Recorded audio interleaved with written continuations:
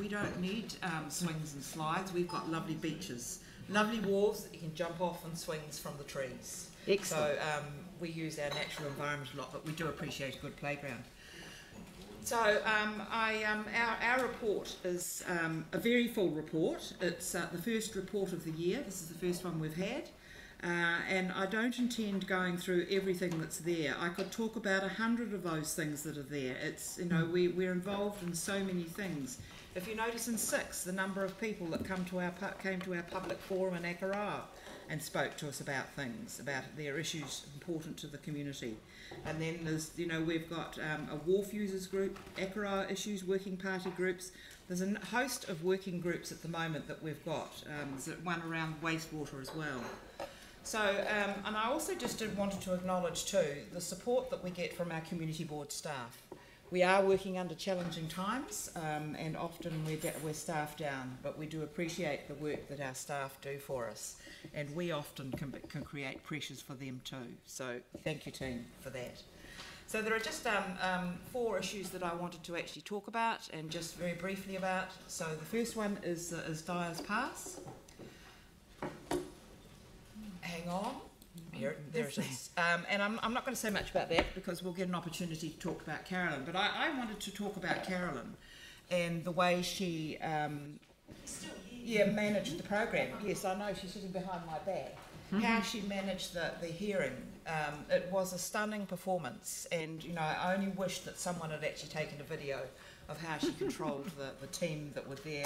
It was very well done. Thank you, Carolyn, and it sets me up well for our next one that we've got a challenge with, which is Urumau Reserve in Lyttelton, which we've got a considerable challenge. So I have taken a leaf out of your book, and hopefully we'll be able to move forward with that.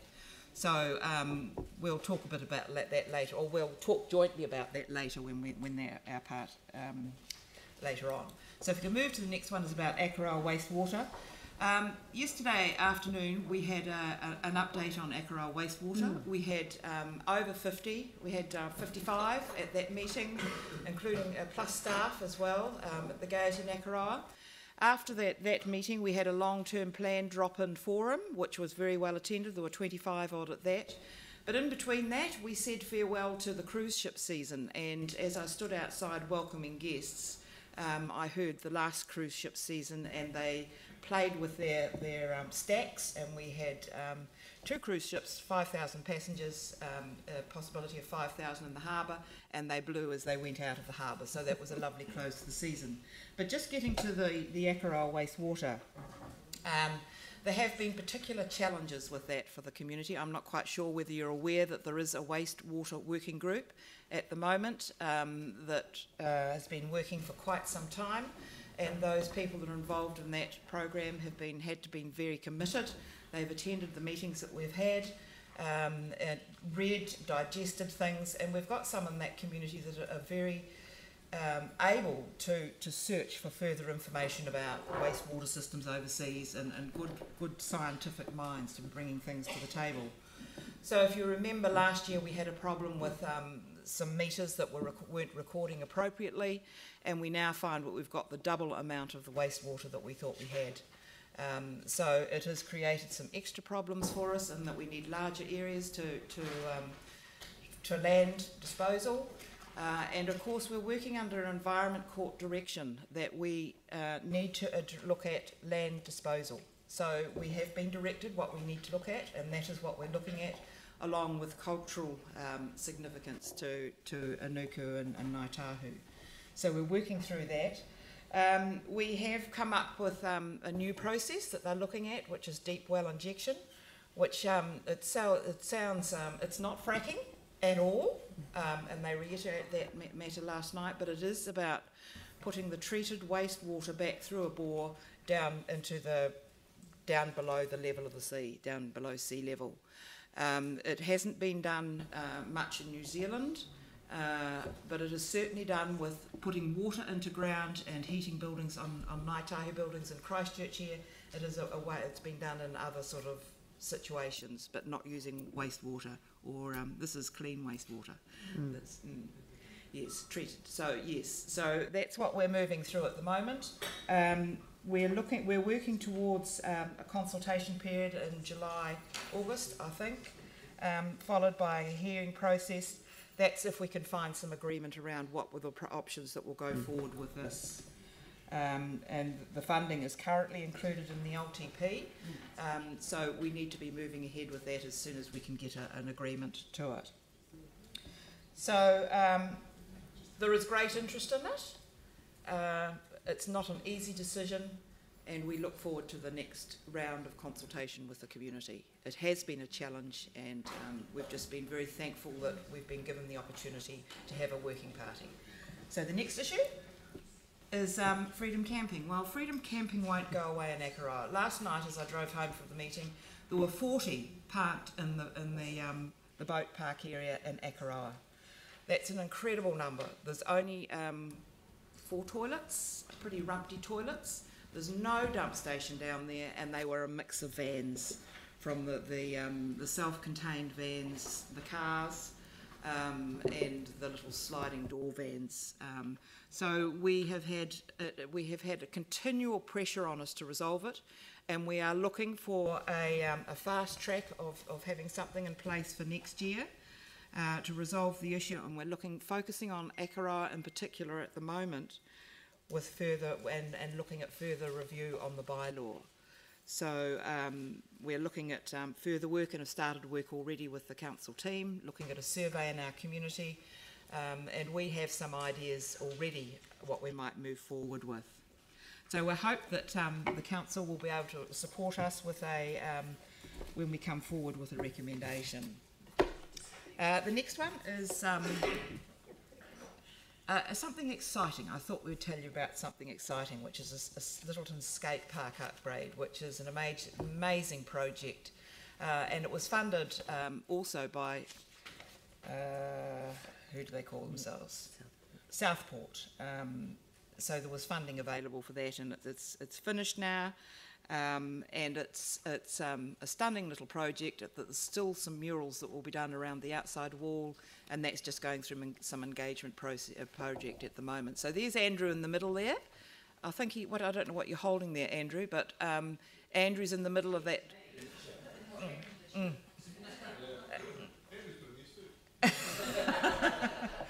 So yeah, that's a bit a celebration. But look, there's 101 celebrations going on over the peninsula, with Allendale Hall coming to its fruition of its and a reopening. We've got spades in the ground with the social housing. We've got a spade in the ground with the Akaroa Integrated Family Health Centre and Hospital. There's an amazing number of things going on. We had an amazing program in Pigeon Bay at the weekend with some discretionary response funding. Wakaroa Pigeon Bay Art and Trail Exhibition, and just with a little bit of munding what communities can do. So I won't talk about. I hope you'll read through our report. There are a lot of things in there that should be of interest to you, and looking at where we are with our board plan and the things that have been done with that. So Dion looked at me before and said I had to be bright and breezy. So so look, we haven't got the time to go through all of those issues that are down there, but there are a raft of issues in our community that we're addressing. I've just wondered around the freedom camping.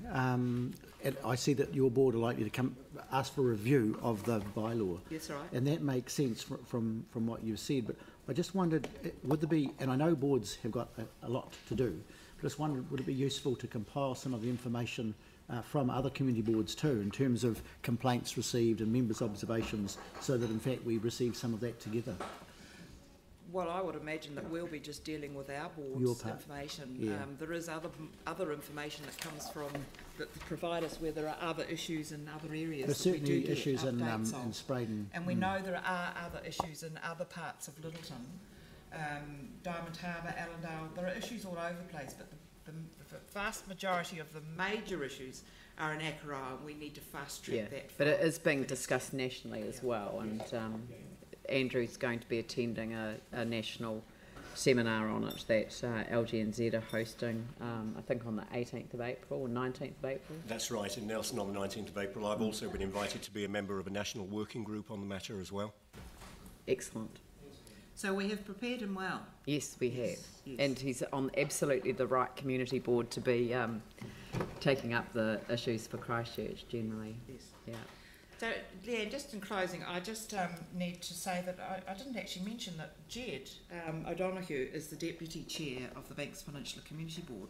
Unfortunately, his daughter has just been knocked off a bike. He was going to sit here beside me this morning, but his daughter's been knocked off a bike by a tourist just as he was entering a laneway. So he didn't actually say whether it was a cycleway, but that's disappointing to hear, but we wish Jed and his daughter well. Yes, absolutely.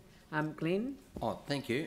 Could you go over that wastewater process again, Pam? You just mentioned it at the beginning. Well, we have. Look, we actually haven't had a briefing on it as a council, and it was raised at the Te Hono Ngā Papatipu Runanga meeting the other day. So I've asked staff to put together a bit of a presentation on it because it's early days. You know, no decisions have been made.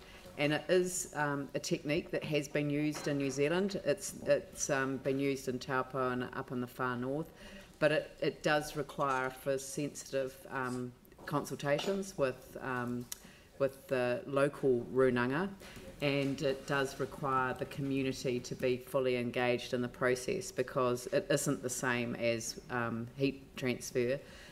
From one level of aquifer to another. It is the disposal of wastewater, which is the issue. You can say, and it is treated, absolutely it's treated, it's very high quality, but we can't discharge it into the harbour, and so we're looking for alternatives, but we do need to have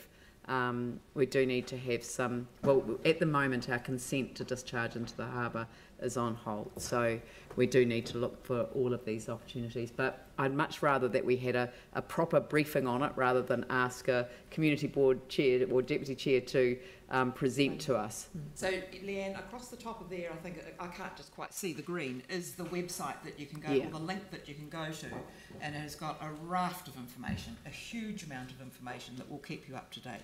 Perhaps Andrew could circulate the link to the website and people could have a look at it, but we will get a briefing on it soon. There will be no decisions made.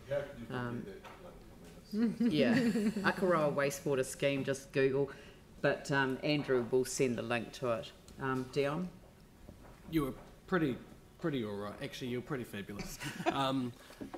I just wanted to actually make a comment to say it was really helpful having the your board plan and your update, 6-monthly update. I actually really liked that. It was really good. So you wanted to show how much we're involved. No, I actually, when I was reading it, it was very helpful and good to sort of know where the boards are at, especially on these occasions. So thanks. Yep. Andrew, who's taking a picture of the website. That's all right, thank you. The one thing you didn't mention, Pam, was that since we last saw you in your role as acting chair, we did have an election at the community board for chair and deputy chair. You've already mentioned that Jed O'Donoghue was elected deputy chair, but what you didn't tell us, of course, that you've been formally now elected as the chair of the Banks Peninsula Which Community I've now Board. realised that I've just highlighted by calling you the deputy. Congratulations.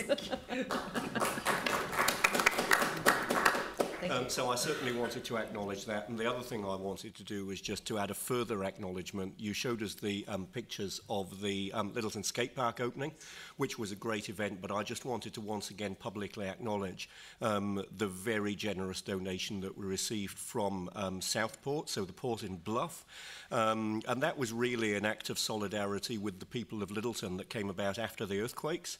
It's taken us some time to get the skatepark finished so that we were able to see that money spent for the community, but they were very keen to see the funds spent on something that would benefit local youth, and it's certainly the case that skate park will. And the cheque that you saw me holding in the picture was actually a further contribution from Southport. So I just wanted to acknowledge their very generous donation publicly once again. Thank you. And you'd like to move that the report be received? Yep. Thank you. Yanni? So should we just formally record and maybe get the Mayor to send a letter to Southport? Just thinking them. I'd be happy for that to be added to the resolution. Okay. Okay, that the mayor, are you sure it's not been done before? I don't think it requires writing a letter. I think we might just record it as a minute of this meeting. Right. I don't think, I mean, Paula Smith had some very good correspondence with Southport. Yeah, yeah. But anyway, I don't mind. You can never say thank you enough. So that the council formally records its thanks to Southport for its generous donation to support the Lyttelton Skatepark. Yep. Donations, plural. Donations. Plural. And so you'd like to second it, would you, Yanni, the resolution? Thank you. Right, I'll put the motion. All those in favour say aye. Aye. Those opposed say no. That's carried. Now, if you could just stick on